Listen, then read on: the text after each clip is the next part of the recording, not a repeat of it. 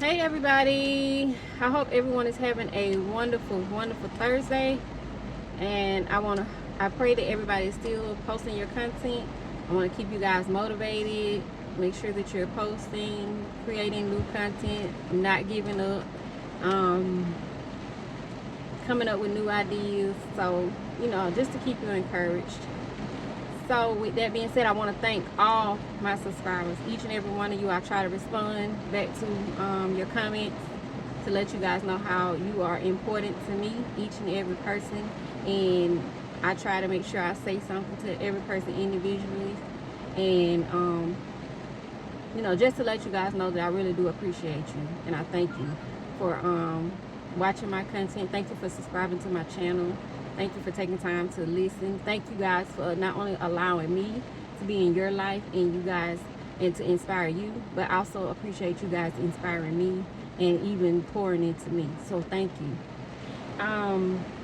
So this week for today I decided I needed to record some content, and I told you guys when I had reached 1,000 subscribers that I was gonna actually give you the background of why I created my channel and named it Yoli Motivates. But sometimes God have other plans, and so his plans are better than our plans. So I wanted to share with you guys about my little trip that I'm on. I took a little trip and to kind of just like relax and get in another environment. Sometimes it makes you be more creative, and whatever God has for you to do, that's what's gonna be, and we all know that. So I had said I wanted to take a little trip just to kind of relax a little bit, but of course God had other plans. So I wanted to share that with you guys of how this week has went for me. So with that being said, I'm gonna read from Luke chapter 10, and once I read from there, I'm gonna give you guys a little chit chat about how things took place this week. So when you see me looking down, I'm just looking at the verse on my other phone. In Luke chapter 10, Jesus is talking to the people. And so he said, for I tell you that many prophets and kings have desired to see things which ye have seen, and ye have not seen them. So we've seen them, but they haven't seen them. So he's talking about the prophets that have already gone before us. And then he says, and to hear those things which you hear, and they have not heard. And he said, and behold, a certain lawyer stood up and tempted him, saying, Master, what shall I do to inherit eternal life? And he said unto him, what is written in the law? How readest thou? So basically he's saying, did you read the laws that's in the Bible? And how do you read them? So that goes back to telling you to study to show thyself approved unto God. Workmen need not be ashamed, rightly dividing the truth. So, then he said, hold on one second, let me catch back up. And he answered and said, thou shalt love the Lord thy God with all thy heart, and with all thy soul, and with all thy strength, and with all thy mind, and thy neighbor as thyself. I'm going to read that again, because for this day and time, this is very, very, very important for us to understand. And he answering him said, thou shalt love the Lord thy God with all thy heart, with all thy soul, with all thy strength, and with all thy mind, and thy neighbor as thyself. And he said unto him, thou hast answered right. This do, and thou shalt live. This do, and thou shalt live. But he, willing to justify him, said unto Jesus, and who is my neighbor? And Jesus answered him and said, a certain man went down to from Jerusalem to Jericho, and fell among thieves, which stripped him of his raiment, wounded him, and departed, leaving him half dead. And by chance there came down a certain priest that way, and when he saw him, he passed by on the other side. And likewise a Levite, when he was at peace, came and looked on him, and passed by on the other side. But a certain Samaritan, as he journeyed, came where he was, and when he saw him, he had compassion on him. And he went to him and bound up his wounds, pouring in oil and wine, and set him on his own breast, and brought him to an inn, and took care of him. And on the morrow when he departed, he took 2 pence and gave them to the host, and said unto him, Take care of him. Whatsoever thou spendest more, when I come again, I will repay thee. Which now of these thinkest thou was a neighbor unto him that fell among the thieves? And he said, he said, he that showed him mercy. Then Jesus said unto him, Go and do thou likewise. So the same thing that Jesus was telling this lawyer is the same thing Jesus is telling us when he said, love your neighbor as yourself. That means that could be anybody in a situation, and you have the ability to help that person. And you choose, it's the choice that you make when you have that ability to help that person. So I say this to say that, so I came here to South Georgia, and on this trip we had decided to go. I don't know if you guys are familiar with South Georgia, so some people, you know, if you are, you can leave it in the comments and let me know if you're familiar with certain parts of South Georgia. So I was in Bainbridge, Georgia, and we were over there, and we were just doing some shopping, and we was gonna eat. We wanted to eat, so we were looking for places to eat there, and I said, no, I want to go to Dothan, Alabama, because they have a bigger selection of food choices. And I said, I want to go there and get something to eat. And so my daughter was with me and my mother, and my daughter said, well, Mom, can we go to Cheddar's? And I said, well, if you look it up, we'll go there. So in the process of us doing this, we were driving, and as we were coming down, I think they said this is Highway 84, we were going to Dothan. And as we were going, my mother looked over, and when she looked over, we saw a car in the woods, and it was on fire. So she said to me, turn around, and I said, okay.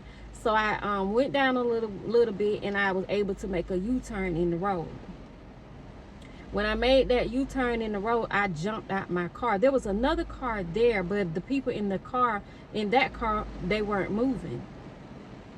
So I jumped out of my car, and I didn't think twice about it. I crossed over the other side of the highway, and I ran straight over to the man's car. But when I was running, there was another man that was hauling some cars, a car hauler. He was hauling these cars. He jumped out of that vehicle, and he ran over as well. And when he got over there, there was a person in the car. They were unconscious. And so this particular gentleman was beating on the hood of the car, saying, please, please, please, wake up, please wake up. And as he was begging the man to wake up, he couldn't get him to come through. So I was over there, and he said to me, I can't get the door open. Need I remind you now, the whole car is surrounded by fire. And he was like, I can't get the door open. And then he was like, oh my God, he's gonna die. He's gonna die. I said, no, he's not gonna die. He's not gonna die. And so I started calling on Jesus. And as I'm calling on Jesus, the guy, I said, pull the door. Just pull the door. He said, I did. It's not coming open. I said, pull it again. It's gonna open. Just keep pulling. So he pulled the door, and the door just flew open, y'all. It flew open. When I tell you that I know without a doubt that this was God, and no man, only God, if y'all can understand this situation. And as he pulled the door open, the man was still in there unconscious. So he grabbed the man's arm, and he said to me, I can't get him out. So I ran up, I grabbed the man's other arm. And by the time I grabbed his other arm, we were pulling on this man. And so as we're pulling him, this man was very maybe 250 to 300 pounds. So we was pulling this man. So we finally got him out the car. So as we're pulling him, and we got halfway to the back of the trunk, And I said, oh my God, oh my God. I said, the fire is gonna blow up the gas tank. I said, because I could see the fire, under the car. And I said, oh my God, if we don't keep moving, we're gonna die. We're all gonna die with this man. I said, we have to keep moving. So I'm like, just pull, pull, pull, pull. So me and this guy, we're pulling. So we get him out to the edge of the highway, a little bit away from the car. I said, if the car blow up, all of us are gonna, it's gonna explode and kill all of us. I said, so we have got to get him way to the other side of the road. So in the midst of this, my mother jumps out the car because she sees that we're in a struggle. And so when she jumps out the car, we're waving down, trying to wave down people. And when I tell you, people was going around, wouldn't stop. I mean, like literally just flying by, wouldn't stop, didn't want nothing to do with the situation. And when I tell you, I felt heartbroken, but I knew God was gonna fix it. And so there was this one tractor trailer that was coming, and my mother tried to wave him down, but when a tractor trailer's trying to stop, they can't just stop. But when I looked that man in his eyes and I screamed, stop, it's like he maneuvered that tractor trailer and he jumped out. He knew something was wrong at that point. He jumped out of that tractor trailer, like he came, and I said, please, please just help us get him to the other side before this car blow up. And by that time, when the tractor trailer had blocked this road off and started helping us get him, then other people began to come. And I said, we have got to get him to the other side of the road in order to make sure the car doesn't blow up on us. So we was able to lift this man and get him far enough away from the car so that we could help him. But the whole time this man was saying, please, please. When he came through, he was just screaming, please, please, help me, help me, help me. Don't let me die. Don't let me die. And I said, sir, I said, God got you. You're not going to die today. I said, you're going to live. I said, I just need you to keep talking to me. Keep talking to me. Let me know. I said, what is your name? So he told me his name. I said, sir, do you have family? Is there anybody that I can call? Can you give me somebody's number, your wife, your children, anybody? He told me his wife's name. So I looked back and I saw this girl. I said, can you please dial this number? I had my phone, but I didn't have it, where I could call. I said, can you please dial the number that he's giving me? So I repeated the number to her. And so I gave her the number, and when I gave her this number, she called the wife and explained to the wife. But by this time, someone from the gentleman's job was calling. And he was telling me, and I told the gentleman, I said, look, he's been in a really bad accident. I said, can you please get in touch with his family and let them know that he needs help? So the whole time that I stayed there, I kept praying and talking to God and talking to this man. And he was like telling me, he said, my hip is hurting me. My hip is hurting me. My leg, it has to be broken. He said, I can't move my leg. And I said, sir, it's going to be okay. And his main concern, and like, oh my God, like in life, I think that sometimes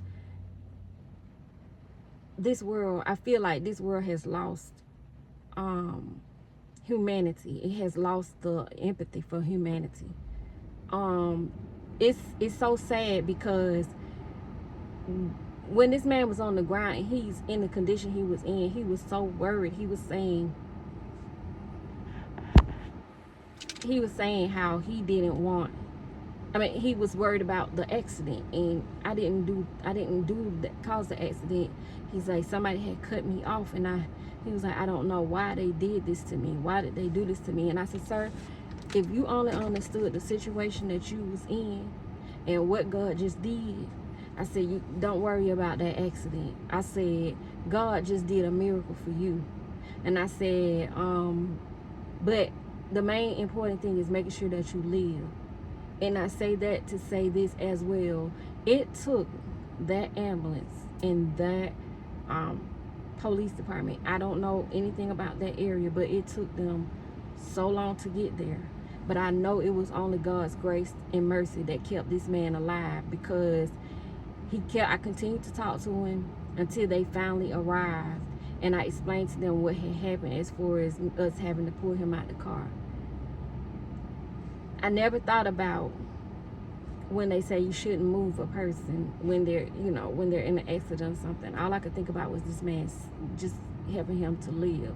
And I could tell God had other plans for this man, because I'm going to tell you, from the time that we got to this man and saw him, I'm sure so many other people had seen him and did not stop to even do anything for this man. And God held that fire back and saved each and every one of us from even getting burned up.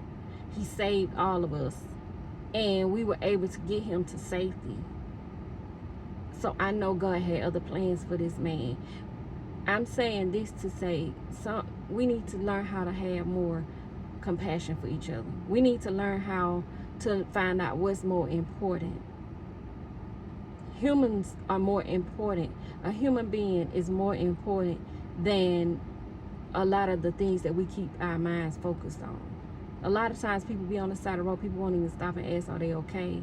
Or if your car is okay, if it stopped. Like, we have to close that gap. We have to change this circumstance. We have to change the circumstances. We have to do more.